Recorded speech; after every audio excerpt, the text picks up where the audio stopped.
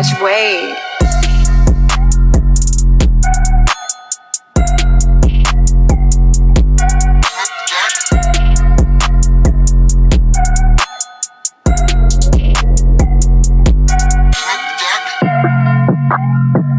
Chanel, I have a question. What's up?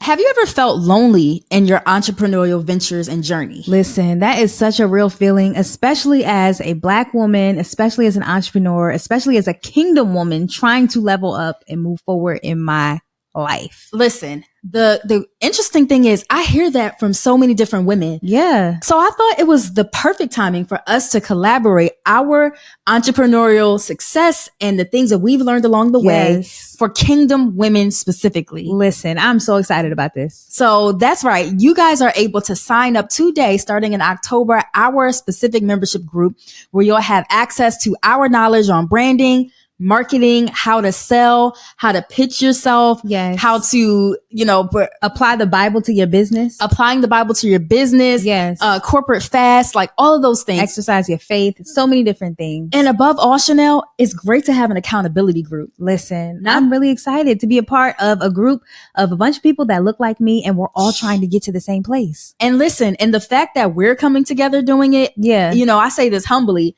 I've been thriving in full-time entrepreneurship for some years now. Yeah. You've generated millions for the sports industry. Yes. We have so many different skill sets that we are going to offer. Yeah. We're two separate powerhouses and we're coming together to build this membership for you all. Not only from a business and physical, natural standpoint, but also a spiritual standpoint. Yes. I can't wait to get into the word I'm excited. entrepreneurship. I'm excited. The word and entrepreneurship together, Chanel. Listen. In a membership group. Listen. Girl.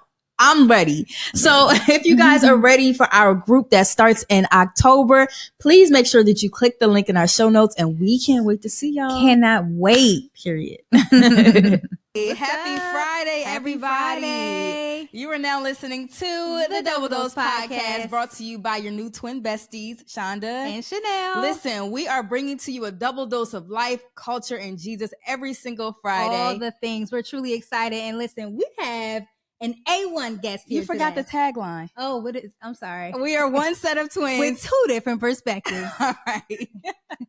All right, go ahead. Y'all, we have an A1 guest here. Definitely a friend of the pod. Definitely a friend, somebody that we've been following for the past couple of years. Big shout out to Pastor Adrian Davis. Hey, wait, where the airport at? Those are the hand claps of praise that we just claps of praise. Amen. The hand claps of praise. That's hilarious. How are you, Pastor AD? I'm good. How are y'all? We're doing well. Adjusting to this DC fall weather. Yes, it's getting cold outside. Yes.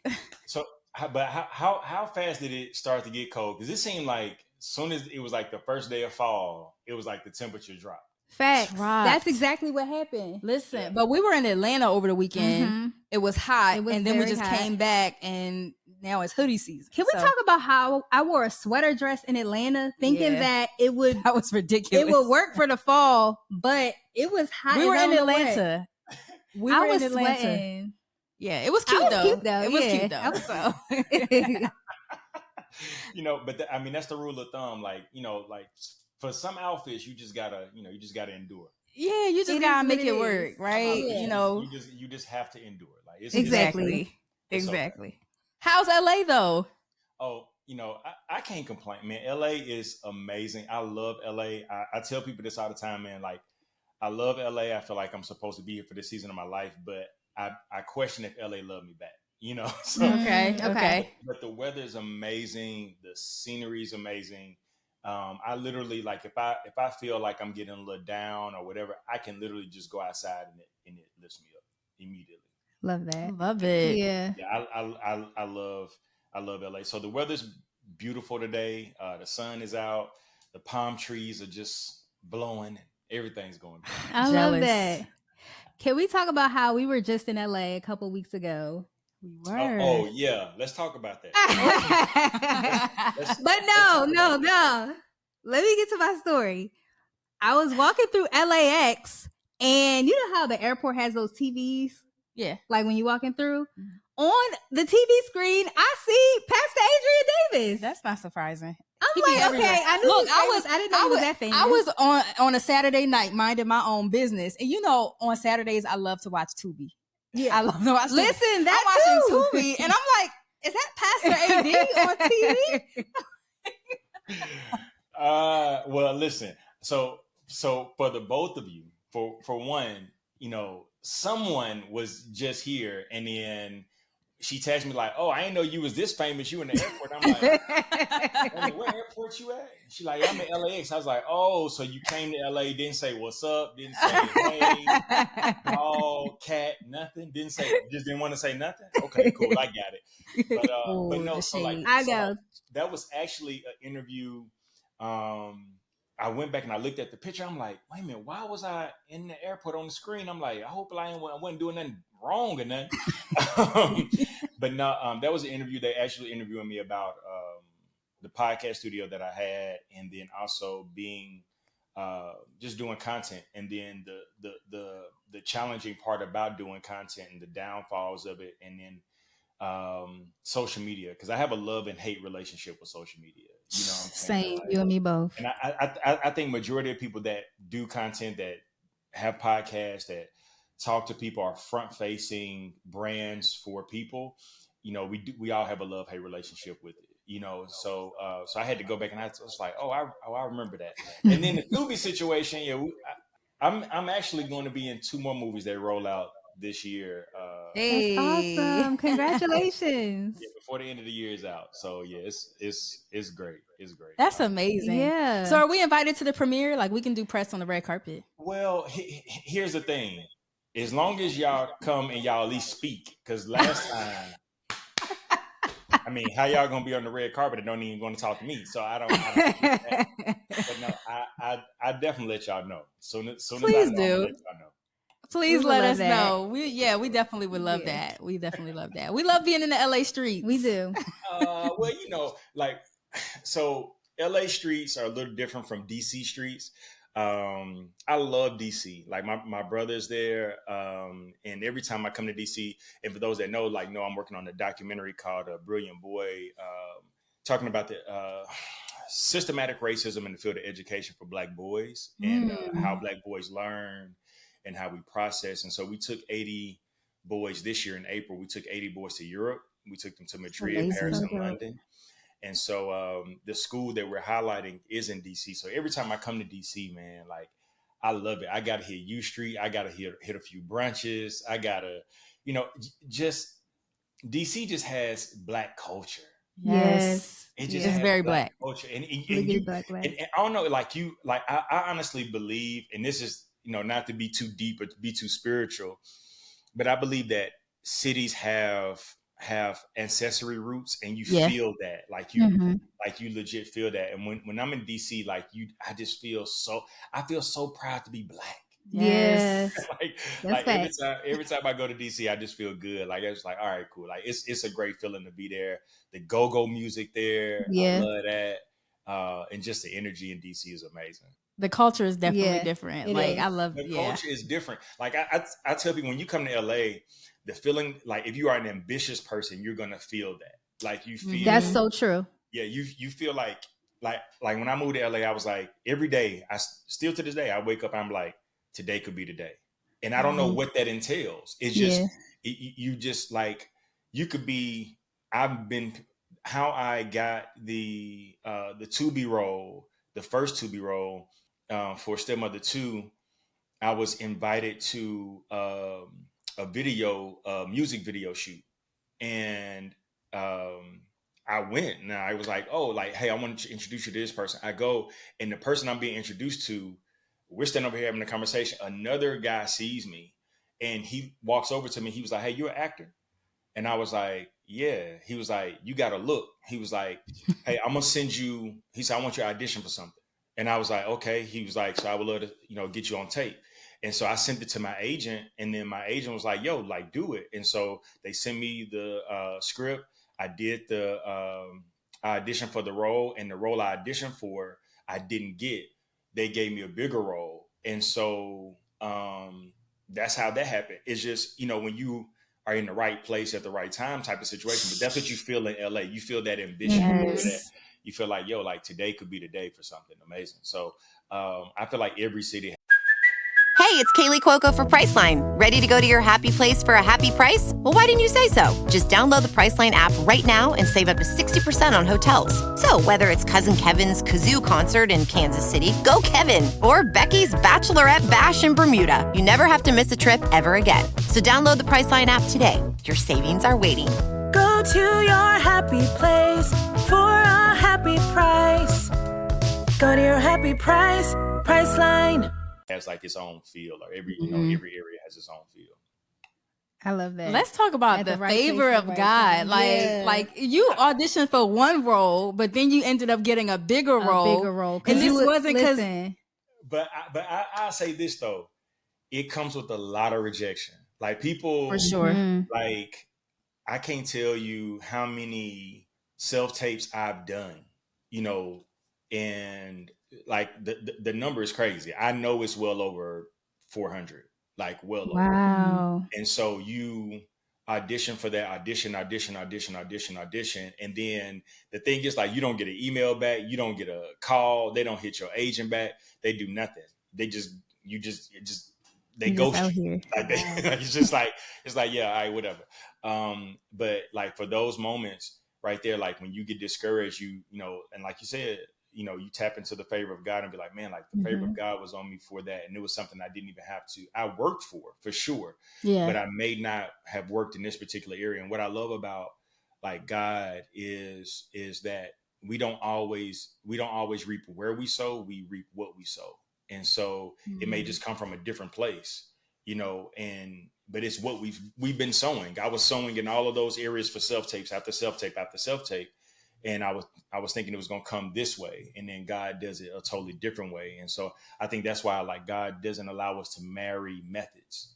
So he's like, yo, I'm not predictable. You can't predict how I'm going to bless you. You can't predict how I'm going to open up that door. You just know I'm going to open up that door because I've shown you that. But I'm going to open it the way I want to open it. Because if I open it the way that you think, then you think you got me figured out. And so you would do it this way all the time so that the door will automatically open. No, I'm going to do it different. And so he's done everything with me in acting, me in producing, me in directing. He's done it all from an unconventional way, like totally different than what I thought it would be. I love That's that flex. so dope. Yeah. Actor, producer, director. Oh, yeah. Yeah. Because you a comma. I'm a comma. That's it. Like, I'm not, like people love to put a period after, and usually it's a level of comfortability. Like people get comfortable seeing you in one particular area and they're like, okay, you're always going to be this. And not understanding there's so much more to each and every one of us. And I think that that was one of the things, like I deal with anxiety a lot. And one of the things that helps me to process my anxiety is to not in life feel like, we have this thing where it's like, oh, I'm seeking my purpose. But what if our purpose is so multifaceted and there's so many aspects of our lives that we are called, and that is purpose. Even being on this podcast is purpose. You guys doing the podcast is purpose, but it always leads to something else, but it's purpose for that particular moment. And I think we put so much pressure on ourselves to find that one thing. No, like, you can be this and that. It doesn't have to be this. Facts. So how do you handle being put in that box? Because I feel like I'm put in a box all the time. People try to put me in a box. Like, especially as a psychologist, people put me in this academic box. 100% of the time. Yeah. Even in the church world, like I feel like for a long time people put us in the box of like the church. Like we was on mad church flyers for so long, and now people seeing us with Revolt and stuff, and they just like, whoa, where did this come from? So but like that, but that stuff was always, I think that stuff was always in the both of you. Like, you know what I'm saying? So it's just now I think the courage to step out there and to do it and to for lack of better terms, not care. Like, and I think it's hard because like even pastoring, like, people will be like, oh, like you pastor the church, you're going to do that. And majority of the time, how we looked at pastoring is we get a pastor, they serve as a pastor until they get very old and die. Yes. Or they're very old and then the church, everybody leaves the church decreases, and then they get a young person in after that person retires, and then that person has to revive it. And so it's, I think that we have to understand, like, there's purposes for seasons. And how I had to look at it, to answer your question, is I had to look at it like, for not to be put in the box by people. For one, E. Dewey Smith came on the Commerce Podcast, and he said, we were having this conversation, and he said boxes are for things and not people. And when he said that, Pastor E. Dewey Smith, when he said, I was like, man, like, that's so true. And I told him, I was like, man, and this is off camera, and I was like, yo, I said, what I had to realize is that for, people put you in a box according to the season that you're in, but it's like a gardener. When a gardener goes and he is toiling the soil to plant the seed, like, at first he has to go buy the seed, right? So it's like he has money, he goes and buys the seed. What if he spends his last money on buying that seed? So now he goes through a season of being broke, but he has a bag full of seed. Then that's purpose, right? The purpose for that money was to buy the seed. So before he buys the seed, he had a lot of money. So let's say some people met him when he had money. So they freeze him in. Oh, that's the money farmer. So now they freeze him there. Then he goes and then he's broke, but he got seed. So now it's like, oh, he the broke farmer. They'll freeze him there. Then he goes and he toils the soil and he plants all the seed. And then for that season, he has nothing. He has no money. He has no seed, but he got something in the ground. All of it is purpose. And for every area of his life, he's going to meet people, or she's going to meet people during that season, and people are going to try to keep them there. But now, like, I can't just be that one particular thing. You don't even see what's happening in the ground, because every seed, when it's placed in the ground, it's a place of death. The seed has to die to itself for it to reap, for it to harvest. So every phase of his life, you know what I'm saying? Like, every phase, every part was purpose. The harvest is just not the purpose. The process is the purpose. So that's all purpose too. If we don't find the purpose in buying the seed, and if we don't find purpose in toiling the soil, and if we don't find purpose in sowing the seed, then reaping the harvest is going to be what we celebrate, but we're not even going to write about the journey or find purpose in those things. And so you're going to be miserable throughout the whole process until you reap the harvest. No, I'm not going to live life for, 99 years and, get to 100 and then be like, oh, I've reached my destination. I'm so right. I'm going to enjoy the purpose along the way. So not being put in that box is just for me, just the ability to keep going and keep trying and keep growing, and dealing with the fact that, all of this stuff God put inside of me. Like, I didn't ask God for this when I was born. I didn't ask God to put some desires I just innately had. Some things I just innately had. And I ask people all the time, like, what do you naturally gravitate towards? Because certain things, it's certain dreams that you've tried to get away from. Certain things you wanted to get away from, you just couldn't shake. And that's because God placed it there. And so I think we do a disservice to God by trying to be one thing to please other people when we're called to be more than that. So like in psychology or in sports and all of that stuff, like, don't shortchange yourself, because there's so much more that, that you all do than just those particular things. So it's like, why not? Like, that's a whole word.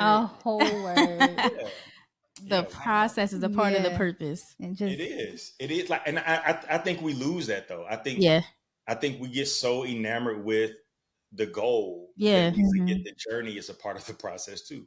I would say even as a creative, I probably struggle with that as well. And I think, you remind me of that all the time. Yeah. Like being so caught up in like, all right, what's next? What's the next destination? Right. Where's the next contract coming from? And you're not enjoying like the right now. There were a few times over the weekend you had to kind of like continue to ground me. We were at Revolt World. And you was like, yo, we're at Revolt World. Like, can you just enjoy the moment? Invited by them. They're special guests in VIP, eating the food with the people. Like, but I'm worried about, all right, what's my next contract? What am I about to do? Like, what I got going on next week? And she like, you literally just took a picture with the CEO. Like, calm down. He knew us when we walked up to him. He was like, twins. Yeah, exactly. But I'm gonna tell you, like, I struggle with that too. I think when you are creative, and that's for one, to have you guys balance each other out like that, I think is great. And I think that we all need people in our lives that remind us, like, hey, remember where you at right now. Right. Like, because even when I got to LA, it was like, oh, I gotta be doing this, I gotta be doing this, and I gotta be doing this. And I told one of my closest friends out here, I was like, bro, I said, like, sometimes I just gotta pause and remember, like, I'm in LA. Like, go to the beach, bro. Like, go drive down Pacific Coast Highway and be in Malibu for a minute. Like, do you not know people would love to just live here? People are fighting to get here, and you're here and you're overlooking it because you're trying to think about the next thing.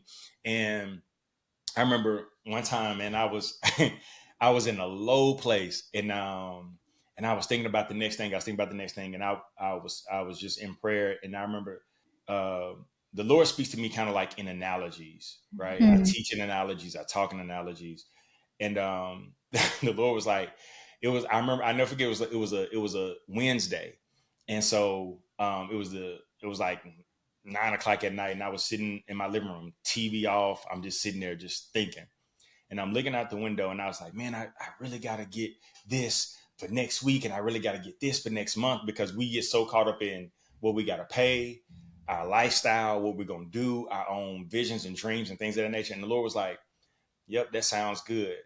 And he was like, so what if tonight I chose to come back?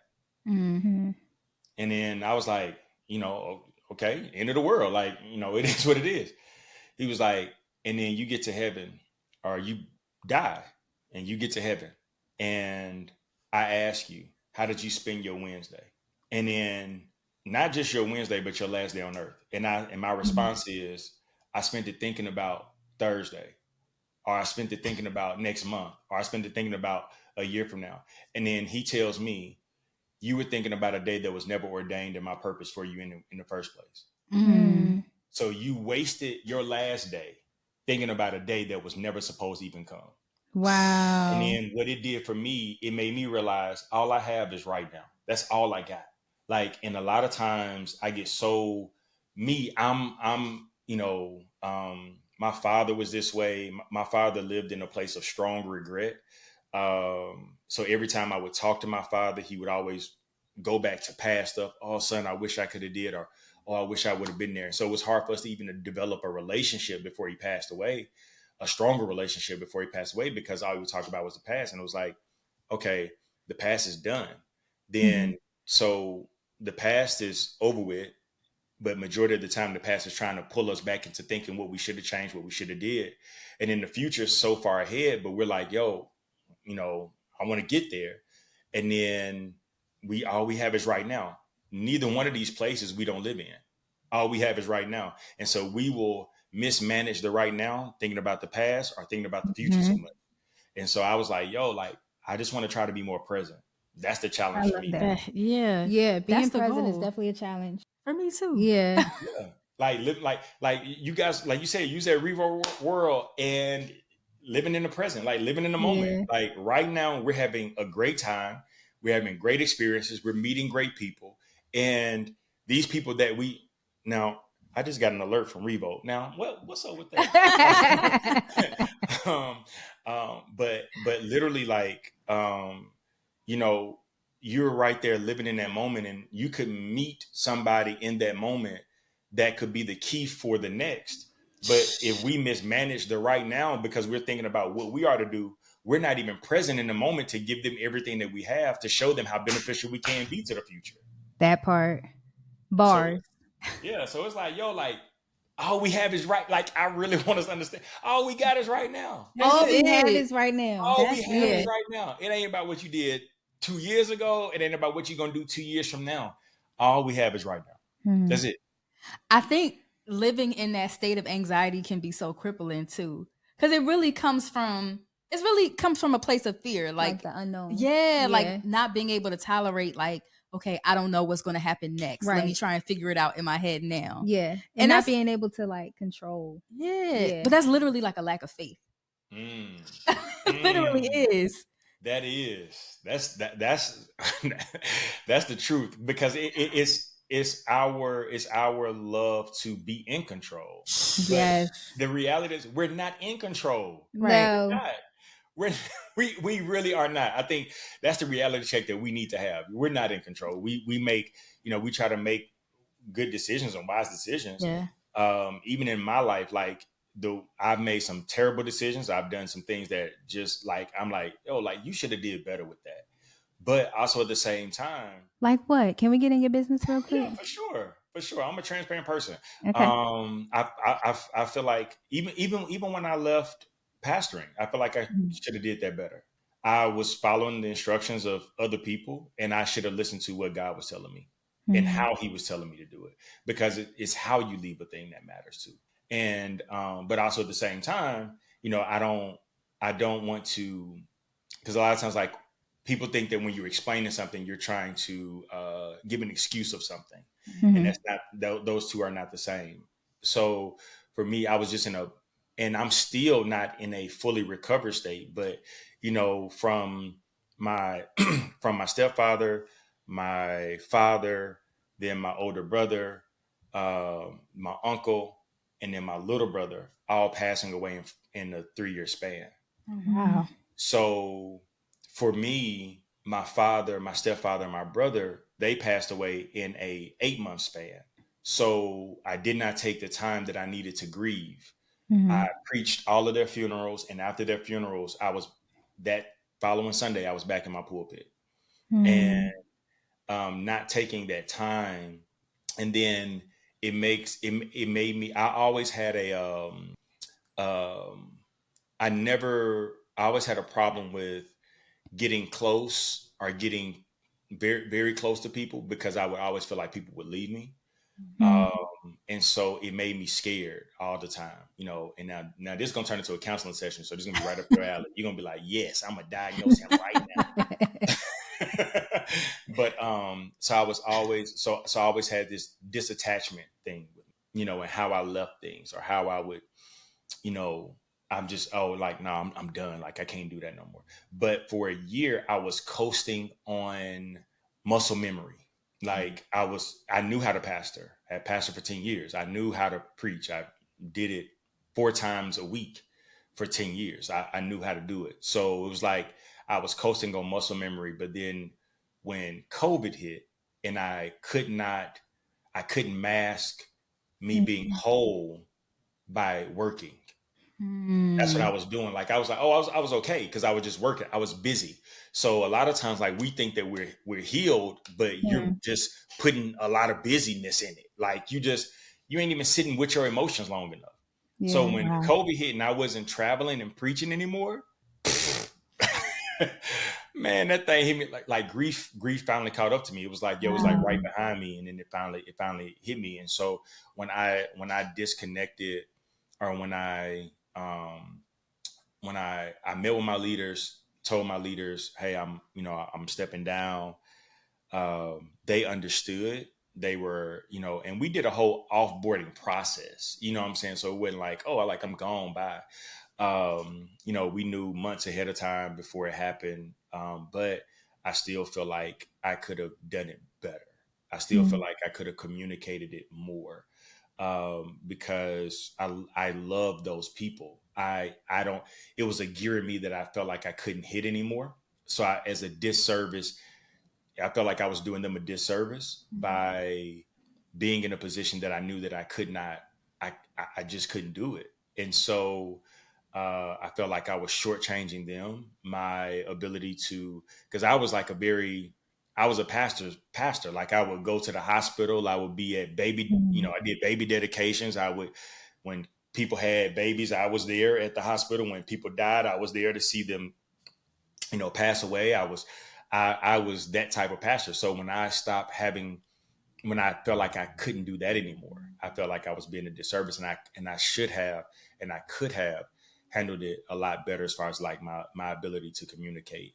But because of my level of, living in just what I was dealing with, and people call it, people may say, oh man, like, that's selfish or whatever the case is, but the reality of it is like, yo, like when you're in that moment and you're thinking about just trying to survive, you're in survival mode and you're just trying to keep your head above water.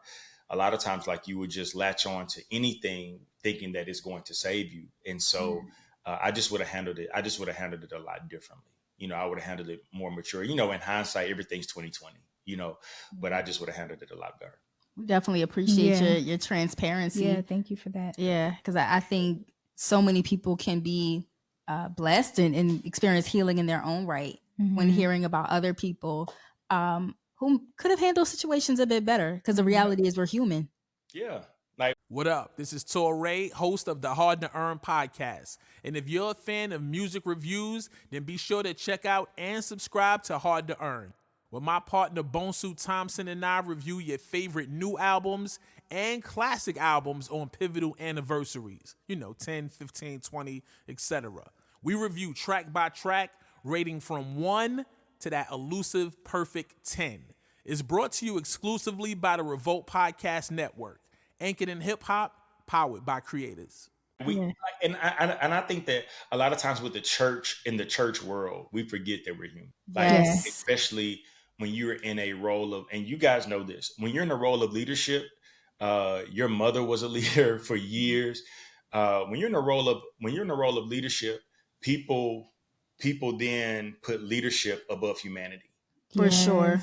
So we forget that you feel how we feel, you bleed how we bleed, you cry how we cry, you deal with emotions how we deal with emotions. And I think a lot of times, like, we don't give grace to leaders. And that's why, like, now, like, when people, I was in Oakland this past weekend, and this lady comes up to me. She was like, "Pastor AD, oh my God, like, I want to take a picture with you. I'm so glad to meet you." I was in the airport, and I was like, "Oh, like, hey, nice to meet you too."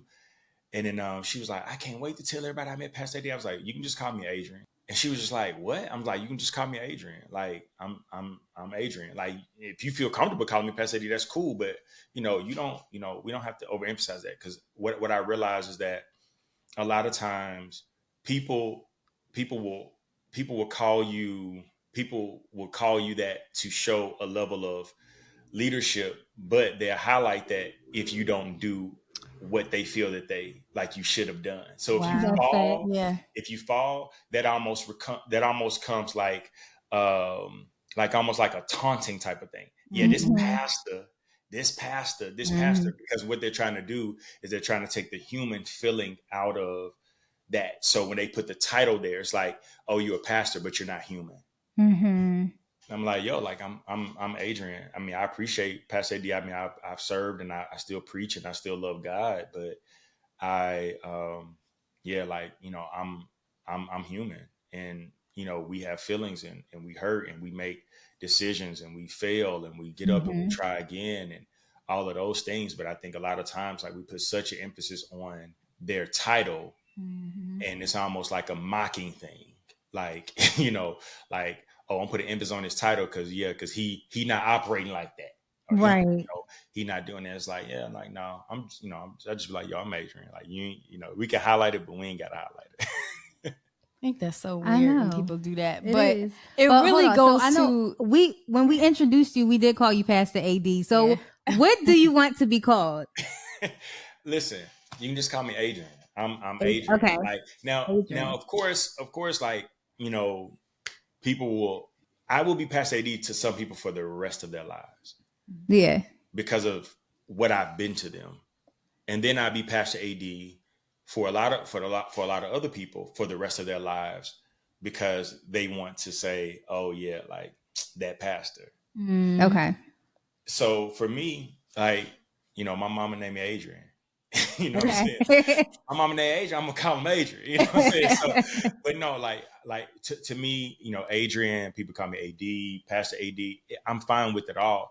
But how she just kept saying, like, "I can't believe I met the pastor. I can't believe I'm like, yeah, like, nah, it's okay. Like, because for one, I've never been caught up on that ever. Like, because I just feel like I didn't ask to be chosen. I didn't ask to preach. I didn't want to do it. I didn't want to pastor. I didn't want to do any of that. So I just committed to being obedient to whatever God told me to do. Mm-hmm. And so I didn't ask for it, so I don't brag about it. This is what it is.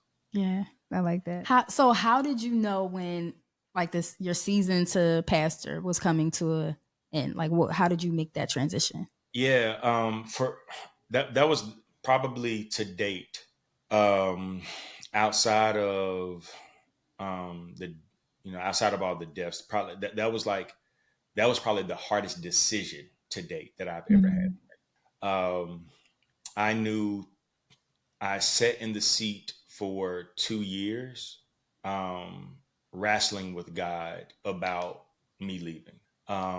Because when you put your heart, your blood, sweat, and tears into something, building something, trying to get it to a certain point, whatever the case is, um, it's hard to leave it. But I legit knew, like the Lord just kept telling me, like, hey, now it's hey, you got to make the transition. You got to make the transition. There are other things that I want to do with you in other places that I want to take you, and it's going to be hard for you to be in this place of being here and pastoring for what I want to do. And so I wore it for 2 years. Like, and the phrase is delayed obedience is disobedience, right? And so, but he did give me grace. I feel like he gave me grace to ease my emotions for what I knew was the inevitable. Like, you know what I'm saying? It was like, no matter what you try to do, because I kept trying to create things to make me stay, in Huntsville. I tried to keep creating spaces and places. So I launched the sneaker store. Then, we started building a restaurant before I left. And, that's up and running now, but it wasn't before I left. And so I was trying to find things to do that would make me think like this is going to make me fall in love with, serving the city all over again type of situation. And it just wasn't working. And again, I could get up and I could preach and because it's God, it's not me. God will use what's available to him. Exactly. But also at the same time, I was no lie to tell y'all, like I was going home. My if Drew, my head armor bearer, that's still my guy. That's my right hand. He would tell you, like, I would get done preaching, and normally what I would do when I'm done preaching, both services, I would go down to the front. I would hug everybody I wanted to hug. I love kids. I would talk to kids, babies, do all of that stuff. But I started to grow callous. And so I would do it, but the same enthusiasm wasn't there. And then we would get in the car and he'll be driving the SUV to take me home, and I'd be in the back seat bawling my eyes out. My daughter be in the front seat like, Dad, you okay? I just be like, I just be every Sunday, I would just be crying. And because I felt like a shift was happening and it needed to happen. I just didn't know how it was going to happen. And I didn't want to let people down. And for me, I tell people this, like, you, at some point you hit a crossroads where you have to be more loyal to the assignment of God or the assignment of people. And if we make the wrong decision, it can change everything. And so for me, I was at a point where I was like, well, I got to be more loyal to what God wants me to do. And then deal with the misunderstanding of people, because I was such a people pleaser that I wanted everybody to like me. I wanted everybody to understand. I wanted everybody to understand my heart of why I'm doing what I'm doing or the decisions that I made. But everybody's not going to understand the decision that you made, because you and God are not on a conference call. You and God have you and him conversation.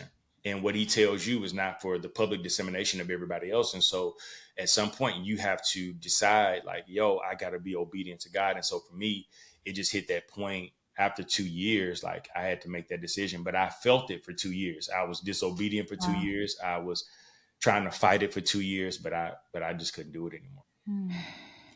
I think that when we talk about like the obedience to the assignment, so many people do become like connected to like, okay, well, what will the people think? like being connected, like you said, to the assignment of the people. How can people kind of like get to the space where they're dedicated to what God wants them to do, as opposed to the opinions of the people? That's a great question. It's crazy because I just answered this. I do like a call, like a free Zoom call for people on Mondays called Mentorship Mondays. Oh, that's somebody asked me this question on yesterday. They said, "Yo, how do I get out of serving or doing for everybody else?" And I said, that is a continuously practiced behavior. For me, it was. And it's something you're going to have to continuously address. And then the challenging part is majority of people, especially in church, we find identity by serving other people. And when we should serve through our identity. So if you ask them, hey, what do you do? They immediately start telling you, or like, who are you? They'll tell you what they do. Like, oh, so who are you? Tell me a little bit about yourself. We'll start rattling off all the stuff that we do because it's our service to other people. Like, oh, I do this. And if you think about it, everything that we say that we do is doing for somebody else. But that is so yes, true. very much true. We'd be like, yeah, I preach. Yep. I pastor. I I lead or I do this and cool. But what do you do for you? Yeah. Right. And I think that finding out, and how we break that, I think is finding out our identity. And then once we find our identity within ourselves, then we serve from that place of our identity because it becomes more authentic. It becomes more genuine. One of the things that, people could say a litany of things about me, positive, negative, whatever the case is. But one of the things that I try to pride myself on is like when people meet me, they meet a genuine person. And I just want to be genuine. I want to be authentic. I'm not going to front like I got something or I don't or whatever. I'm just going to tell you really what it is. And so but I've come to that place within my own identity. And I've come to the place after being removed for 3 years from senior pastoring. I was like, I no longer want anything that feels the need of performance in my life. I don't want to perform anymore. I don't want to, if this is how I feel, this is how I feel. And I have the right to communicate that. And there'll be some people that don't understand it. There'll be some people that be like, that's crazy, but this is how I feel. It is what it is. And so embracing that and stop trying to find identity from serving, but find identity and then serve from that place. I think that's an amazing response. So like along those same lines, like you went through this process where you had to redefine your identity, right? You had to redefine who you are. So who would you say is Adrian? Who is Adrian? Man, I'll say I'm still learning. I'm like over this past year, I have started to identify with my own identity, and part of that is so many things. That's why when we say like I'm a comma, I really like that's my brand. That's who I am. But like I'm a creative. I'm a speaker. I'm a philanthropist. I am all around. I love everything creative. Like I'm an artist. I draw. I love to create. I'm silly. I love to have a good time. I love to travel and all those things. So those are things that I enjoy doing, but there's also a part of who I am. But because even the word a human being, it's the ability to keep being, but you are still becoming. And so even in identity, I think that we still are growing in that place. And for the identity for me right now, like how I'm serving people is that I'm serving people through my level of growth and my level of honesty and my level of transparency of failed, horrible decisions or great places too, because I don't want to be so hard on myself to where it's like, yo, like, you didn't do everything right, but no, you did some things absolutely amazing. And so for me now, I'm still learning and I'm still leaning into that, but it's a gradual thing. And so for me, I think my overall identity of where I am right now is just, I want to be authentic and I want to be genuine. I love that. That's amazing. Yeah. Yeah. Yep. I'm here for it. I'm here for it. I got a question for y'all though. What's the question? And actually it may be a couple of questions because it may like segue into, but I want to know because I have always growing up, I've always wanted a twin, right? I always wanted a twin because I always want to see like what it felt like to have a twin. But this is my question: how many times do y'all fight? This,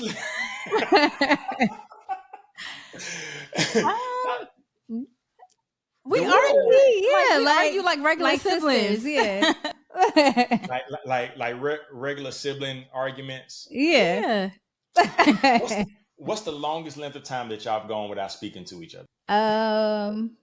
Probably like a day. Yeah, probably a day or two. Yeah, a day or two. Yeah. Ooh, man, let me tell you something.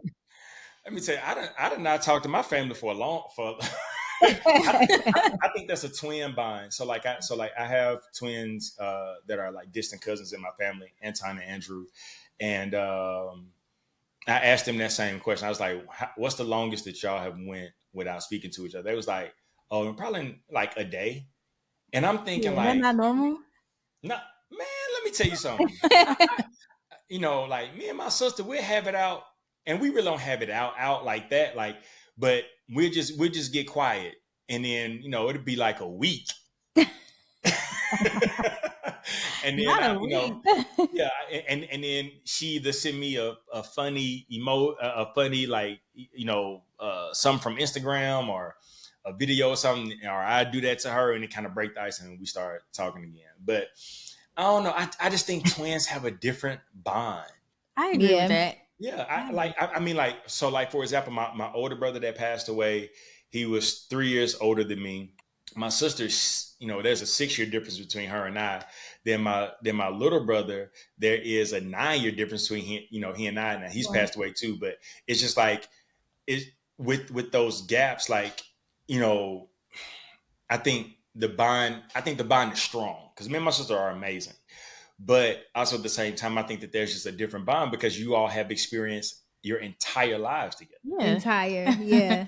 Literally from birth. Right. Yeah, that's what I'm saying. Like literally from birth. So like it always, that's a question I always like ask twins, like, what's the longest y'all went without speaking to each other? And then, growing up or, like when y'all have arguments, like how that works, because it's different. It's different. I just know how I operate with my siblings, but I'm different because I'm a little weird. So, so I be wanting to know that. Yeah, I don't think I think it's pretty. I thought that was normal, though. I know. Like a day or two. Yeah. No. Well, I mean, I don't know. I just know my family. Maybe other people can chime in and say, how long if they get into it with their brothers and sisters, how long they go without talking to them. But yeah, a day ain't long. It's not. No, it's not long. It's not long at all. Like okay, like y'all have a disagreement and then y'all don't talk for a day. Then next day it's like, okay, like that's one day. Like, come on, that ain't long. Like, no, but it just I think it goes to the strength of you all's bond, and I think that's amazing though. Like because I think a lot of people desire that, and not necessarily desire twins like I was saying, but desire a bond with someone that if I go longer than a day without talking to you, I feel that there's a void in my life. Yeah, that's facts. That is facts. Yeah. People desire that, and I would say they desire a twin too, because twins are cool.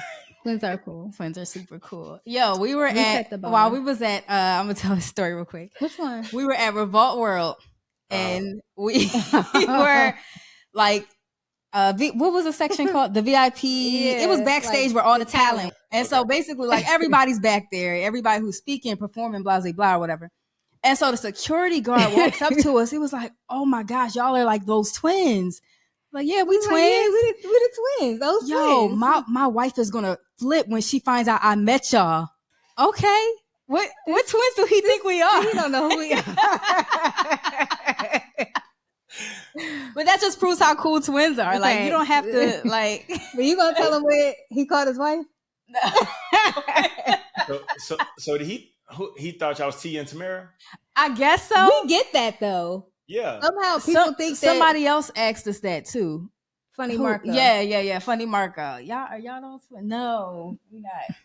Yeah, like I think I think that I can see that. I can see you guys being mistakes for that. But the thing about twins is that have y'all ever, here's another question. Have y'all ever used your twin benefits in school, like growing up, or in a relationship? What are twin benefits in a relationship? Twin benefits in a relationship is like if you tried to get over on somebody, like if you felt like he was doing something or your partner was doing something, and then you tried to play him some type of way. Like same girl? Like I mean, the video? I mean, like, well, let's just take relationship off the table. Okay. let's take that off. But all right, like in school, like if one of you all was better at math than the other person, than the other sister, did you go take a test for your sister? I never took a never test. I sat in one of your classes before. Which one? It was like an economics class. This was in college. Did I sing you there? I don't remember, but I remember being in her class, like an economics class. Was I there? I don't remember. I just remember, yeah. But then they thought it was your sister. Yeah. Yeah. See, it's just I'm gonna ask it's two things that I'm gonna ask the Lord when I get there. One, why he didn't give me the ability to sing. Two, why he didn't give me a twin. Because I feel like the answer to both of those questions is the Lord is trying to keep you saved. What does that mean? If you knew how to sing, like I don't know if I mean, definitely I tell people this all the time. If I could sing, I'll be grinding on somebody's daughter every day. Singing. I don't have a lot to tell y'all. Listen, I told you I don't live in that performance-based stuff no more. Listen, I'm telling you right now. I'm telling you, if I could sing, out of here. Out of here. Church where? Preach what? Out of here. But I'm gonna ask him because I'm like, I mean, you gave other people that gift, and they not in church, so why not me? I guess he was more concerned about my soul, like that. Yeah, that's what it is. I feel like he does withhold some things, in order to keep us humble and safe. I agree. Yeah, I agree. Man, like that, but that's that. I got an alt with the Lord about that. I really do because I feel like every time I listen to great singers and I love music. It's my favorite thing. And I'm listening to all of these amazing singers. I watched Dang on Tank make up a song on the spot last night. Like he doing an interview with K. Michelle, and she was like, make up a song. He makes up a song and he just running and riffing, and I'm just like, so you just couldn't give me an ounce a little bit of that. just a little bit. But he like, yeah, but you right, because he's like, if I gave you that, you'd be out here. Yeah. I mean, Pastor who? Pastor where? Listen, for real. Like, but I just feel like he gave some pastors the ability to really, really sing. They can sing. How come I couldn't? But I guess he knew my tolerance level because I wouldn't. Okay. All right. I'm getting deliverance right now. That's how it works sometimes. Mm-hmm. Like, for real. But I really like I used to be one of the twins so bad. I just think I used to think it was so cool, like when twins dressed alike at school and did all of that stuff, and I'd be like, man. And then I had my older brother. My older brother didn't live in the same house as me, and so then 6 years later, my sister comes along, and then like I still wanted the twins, so I used to resent my sister and be like, man, you suck. And now she like my best friend, so it's all good. It worked out. Do y'all look alike? Me and my sister do not look alike. I look identical to my mother. My sister is identical to my father. It's so weird. Like me and my mom, people joke all the time. My mom is me with a wig. For real. Like no joke. Like me and my like my mom. I call my mama. We FaceTime. She be like, "Hey, twin." Now that is my twin. But me and my sister don't look alike. My my older brother, we really didn't look alike either. So I just wanted that so bad. I just, you know, I used to, and the Lord really had to the Lord deals with me on like my jealousy and all of that stuff. Because people don't like to be honest. You ever look at somebody and you be like, man, look at them. and they ain't did nothing to you. You just get mad a little bit. They speak to you, be like, what's up? You be like, man, shut up. Under your breath, but then you speak, you be like, what's up, man? How you doing? Yeah, I used to be like that with Anton and Andrew, and then I pastored two twins, Justin and Julian. They Birmingham, and when I was in Huntsville, now one of them is in Birmingham, the other one I think is off in school in Virginia. But like, even talking to them, I would ask them all types of questions all the time, and they would be like, "Why are you saying?" I was like, I always wanted to be. That's funny. I mean, yeah, twins are cool. We are the wave. Did you get a little bit jealous when you first met us? Like, yep, I did. I didn't like okay. y'all. I didn't like y'all. So now, now after this interview, because I only follow one of y'all on Instagram on purpose. so now I gotta go follow. I gotta go. You have to now. I'm sorry. I'm sorry I had to do you like that. I'm sorry. I was like, I'm only gonna see one because seeing y'all together just bothers me. That's shady. That's shady. Oh my gosh. Let deliverance be your portion on today, man of God. No, I'm just really giving you a hard time, but I am gonna follow you though for it. I'm really giving you a hard time though. But he's serious if you don't follow me. No. So I'm gonna tell you that he follows me, so I'm good. Yeah, I know. I follow you. I don't follow you. But see, here's the thing. When I met one of y'all first. I don't think I met y'all together. I don't think I met y'all at the same time. Okay. Yeah. So I met one of y'all, and then honestly, when I followed, I felt like y'all were the same person. A lot of people say that. Yeah. I know, like for real. Like so when I followed you, then it was like I think after some time, I think you put up a picture of the both of you, and I was like, oh my gosh, she's a twin. And then it was like, I was like, oh, I don't like her, but no, but no. So I am gonna follow you though. It's just I just listen. The Lord's still working. The Lord's still working. He is. He's not. Listen. As long as he has work to do in me, then he won't let me die. Huh? Say it again. That's how I feel. Like it's longevity. Like as long as he got work to do in me, I can't die yet. Period. I was on the plane when I was coming from Oakland, like I was talking about earlier, and I was on the plane. And we started having some turbulence. The lady sitting next to me, she reached up, she grabbed my hand. She was like, "Ooh, I just got so nervous." I said, "Oh, calm down." She was like, "Why are you so calm?" I said, "I can't die yet. I got too much. The Lord's still developing me. I can't die. Come on." She was like, "I've never heard somebody say that before." I said, "I can't. He still got some stuff he gotta. I gotta see what the end of this gonna be. Like I gotta see why I went through everything that I've been going through. Like, so until I can see why the end, like how this ends up, the Lord can't let me die. Yeah. I got a bulletproof vest on my life. Come on. He can't let me die.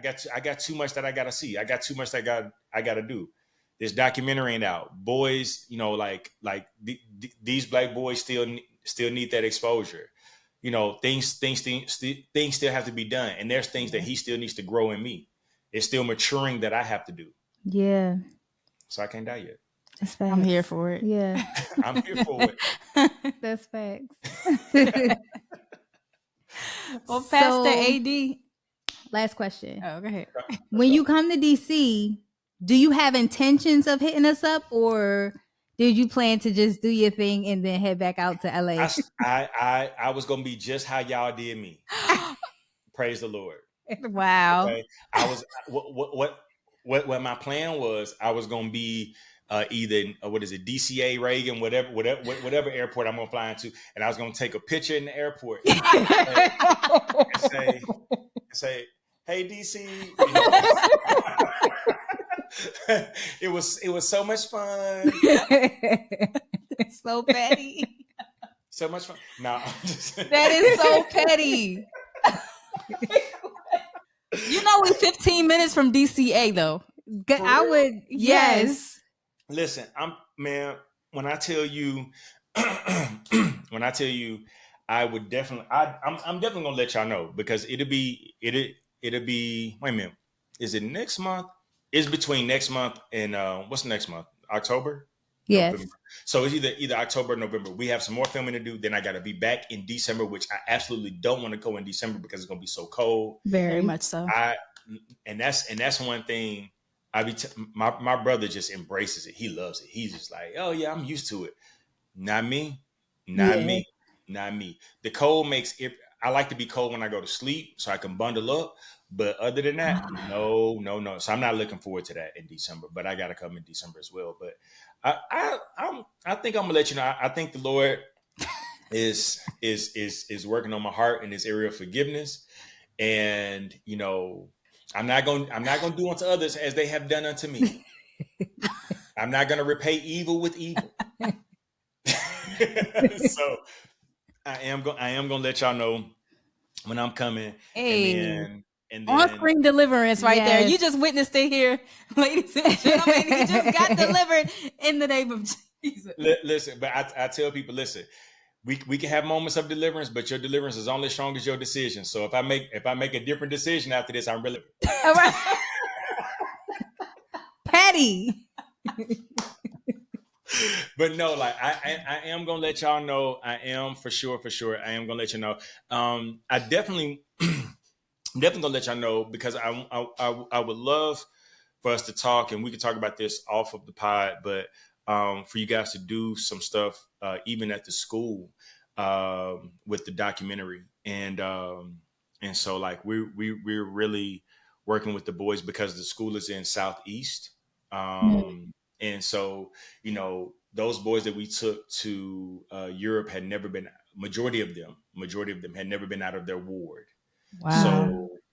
So to take them through the process of getting their passports, getting their luggage, teaching them how to pack, like it's stuff that we take for granted that we do that, and it was chaperones. Like it's so many facets of this story, but there were chaperones, teachers that work at the school, but had never been out of DC.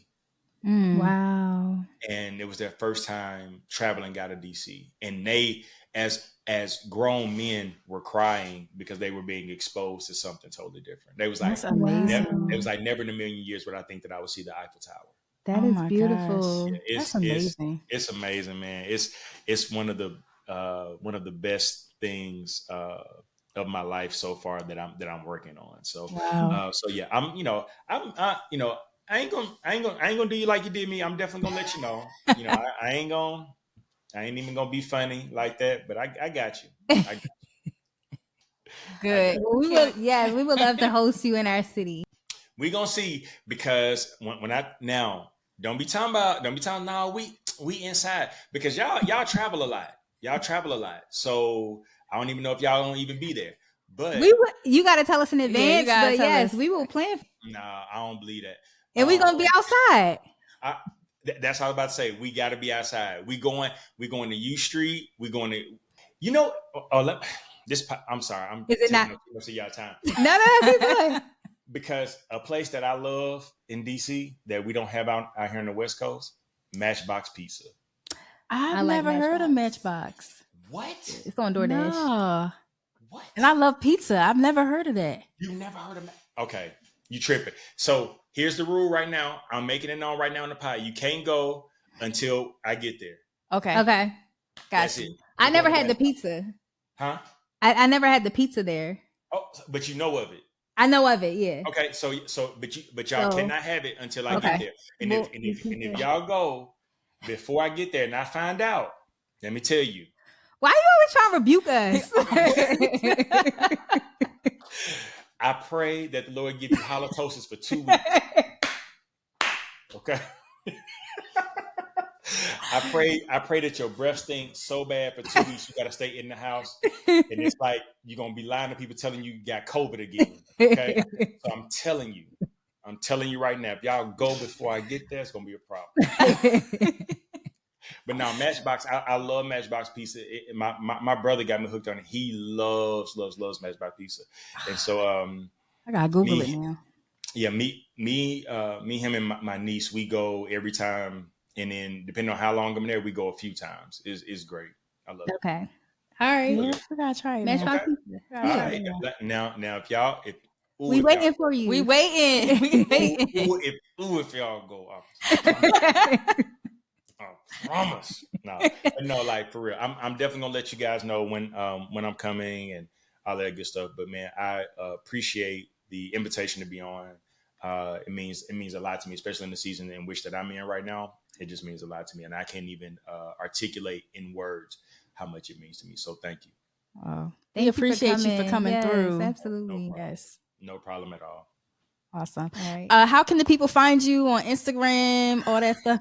I ain't hard to find. That's what you gotta say. But Oh, no, right on Tubi. right on Tubi. Right on Tubi. We got two new movies coming out. I got scenes in. I played an attorney in one. Then I played this dude. I got engaged in the other one. Okay. That's dope. In the movie. No. In the movie. I said in the movie. And we ain't talking about, okay. But no, I got engaged in the other one. But you can find me Adrian Davis now on Instagram. Adrian Davis now on all platforms. Just Instagram. I'm on TikTok a little bit. I try to do a little. You on TikTok? A little bit. I like now. TikTok is different content for me because I just like to have fun on TikTok. Like same. Okay. So yeah. All right, I gotta follow you on TikTok. Yeah. So like I just get on there and I got like 6 videos I ain't put up yet, but I'm gonna start just releasing them because I told you I love music, so I love to lip sync to music. Okay. But here's the thing: what I try to highlight songs that we didn't pay attention to, like the lyrics, and you like, wait a minute, they say you're gonna do that, like, wait a minute, what? That's really a stalker line. So like stuff like that. Like so yeah, I'm on TikTok a little bit, but mainly Instagram. I'm using on Instagram quite a bit. And but yeah, Adrian Davis now. And the reason why it is Adrian Davis now is because I believe that I'm not who I was, and I'm not all the way who I'm gonna be. All I have is right now. Love that. Right now. Right now. So I'm Adrian Davis now. And then also people always ask the question like, man, you always got your hand in this. You got your hand in this. You got your hand in this. What you doing now? Like, so Adrian Davis now. I love that. That's cute. Yeah, that is cute. All I have is now. Awesome. Well, we appreciate thank you so much. and your time. Thank yes. This has been amazing. Matchbox. Matchbox. And maybe karaoke. Karaoke. Huh? I said maybe karaoke. Oh, come on. It's given. Sign me up. It's given. Yeah. Sign me up. Okay, that sounds like your lane. So we'll do pizza and karaoke. And brunch. And then brunch. Yeah. Sign. The deal has been signed now. Like, and y'all ain't got no choice. And if y'all renege, I'm gonna do a podcast called "I Wish I Was a Twin," and all I'm gonna do is talk about y'all every episode of how y'all let me down. No, you gotta just send us the dates because we gotta make sure we in town that weekend. Okay, I'm gonna send y'all the date. So I should know for sure by next week. So I'm on. Like they have my plane ticket and stuff situated. Okay. And so as soon as I know, and as soon as those plane tickets are purchased, I'm letting y'all know. And y'all y'all make sure y'all there. Okay. Period. We'll be there. All right. Sounds good. Okay. Bye, y'all. Hey, everyone. It's DJ Candy Rain here from the Carefree Black Girl Podcast. If you're a fan of music, entertainment, and Black women, then be sure to check out and subscribe to the Carefree Black Girl Podcast, a show that covers all things carefree, Black, and girl. And it's brought to you exclusively by the Revolt Podcast Network, anchored in hip-hop, powered by creators.